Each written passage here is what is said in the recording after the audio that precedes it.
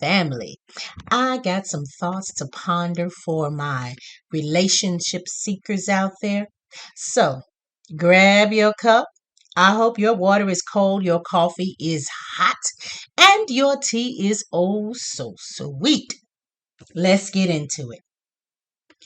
We were all raised being told about the most beautiful American princess fairy tales, such as Cinderella, the stepchild that was forced to be a maid in her home, and when life got rough, her fairy godmother granted her a wish for one special evening. She meets the prince. She falls in love with the prince. She leaves the prince. The prince searches high and low for her, and when he finds her, he marries her, and then they live happily ever after. Then there's Snow White, the beautiful girl who was too beautiful for the queen who wanted to be the most beautiful in the land. The queen orders her demise. Snow White runs away and lives in the woods with 7 little people. The queen finds out and she puts a spell in an apple and put her to sleep forever. When the prince finds her, he kisses her. She awakes. They get married and they live happily ever after. Let me talk about that one black princess named Tiana, who was a New Orleans native that could make up gumbo to knock your socks off. She had a dream to own a restaurant. Life came at her hard. She met a frog who was actually a prince that was turned into a frog by a voodoo priest.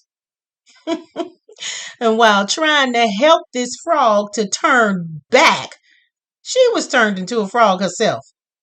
Somehow they fell in love, and eventually, by a kiss they shared, they both became human again, and then they got married and lived happily ever after. I could go on, but you get it, don't you? What are fairy tales?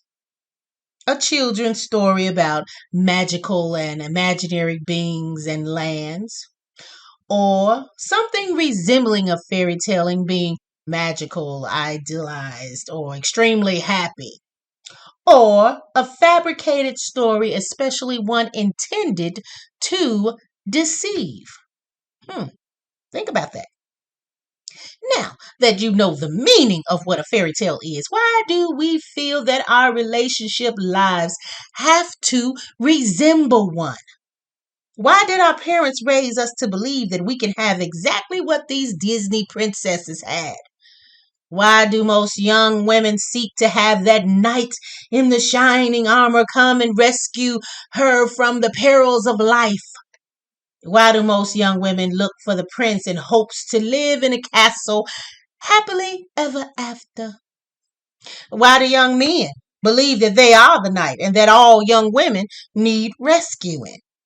Well, babies, let me see if I can get through this show nicely. Okay? We all love fairy tales, and I do believe that they are great bedtime stories and nowadays movies on the big screen. But they are tales of untruths built to make us believe that life for little girls is going to be a princess story. Now, before y'all get to calling Auntie a hater and say that I'm discouraging little girls, let me get something straight for you. I don't hate. I tell the truth, though. Now, back to it. Growing up as a little girl, we were often told that we should prepare ourselves for our one true love, and that when we meet them, that we are going to fall deeply in love and get married and have 2+ kids, a dog, a house with a white picket fence, and life is gonna be a happily ever after story. Some of us as children had our little Barbie and Ken dolls, and we would dress them up, walk them down the aisle, and we would marry them off. Oh, what fun memories. Some of us would sit and talk at those pajama parties or sleepovers about what celebrity we were going to marry and how we were going to kiss them. And then live in a big house and live happily ever after. Some of us collected magazines with wedding dresses and picked out our favorite gowns and dreamed of how princess like we would look walking down the aisles. Then some of us even got those white pillowcases and fit them around our head with a ribbon or a string, and then maybe a white sheet or a towel and tied it around our waist or chest and played like it was our wedding day, holding a brush or a fake flower. Setting up our stuffed animals and other dolls as the family and friends for the audience. Then we marched our tails down an imaginary church aisle. Oh, I remember those days. And then some of us even made up our own fairy tales about ourselves and always ended it with, and we lived happily ever after. The end. Nope. That's not the end, and the beginning most times don't even start like that. But still, don't get me wrong. There are some relationships and marriages that have stood the test of time and have lasted for what we consider ever afters. But to be totally honest, a lot of these stories told to us and we dreamed of were fictional, make believe, untruths, a dang on fairy tale.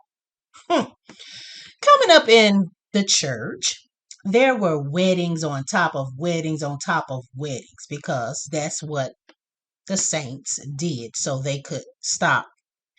You know what? Never mind. And because there were so many, if you were of age and a member, most likely you were a flower girl, a ring bearer, a bridesmaid, or a groomsman. Back in the day, I was a bridesmaid so many times I lost count. I had so many dresses, I had to start recycling them to make church dresses. I was in some of the most elaborate weddings. And on top of all the decorations, people, and expensive gowns, the stories of most of these brides and grooms was that of a fairy tale romance. The couple saw each other across a crowded pew, started hanging out at church functions. Situations got heated in their alone time, if you know what I mean. And then each one of them were coached into making the marriage bed undefiled. And there you have it. Bam! They are spending money on rings, cakes, and gowns. And then they were told that their blessed union would be that of a long-lasting situation. The bride was told she looked like a princess and the groom was a handsome prince. Wow. That may have been true, but the aftermath of it all was nothing like the stories we read. Stories we heard from our parents. From our teachers. And the ones we see on TV and at the movies today. I have a serious question. I've always asked people when it comes to relationships, why is the ultimate goal always marriage? Why is marriage branded into a female psyche more than a male psyche? Is that the end game for all little girls to hope for? And while it is being verbally beat into us, why is it always a fairy tale story? Why didn't we get the truth about what marriage is and how it's not a lost crock and a thirsty guy running all over DFW trying to find the girl that decorated it? Now, let me also get this point out to you all. Auntie has never been married. I've lived in situations like I was, but never legally on paper. I was also told that if I did certain things and acted certain ways, that my Prince Charming would come and whisk me away from all my woes, and we would buy a house in the suburbs and live happily ever after. That never happened. And not because I wasn't preparing myself for it, but because I personally feel that marriage ain't for everybody. Ooh, snap, Auntie. Did you say that? Yes, I did. And I stand on it.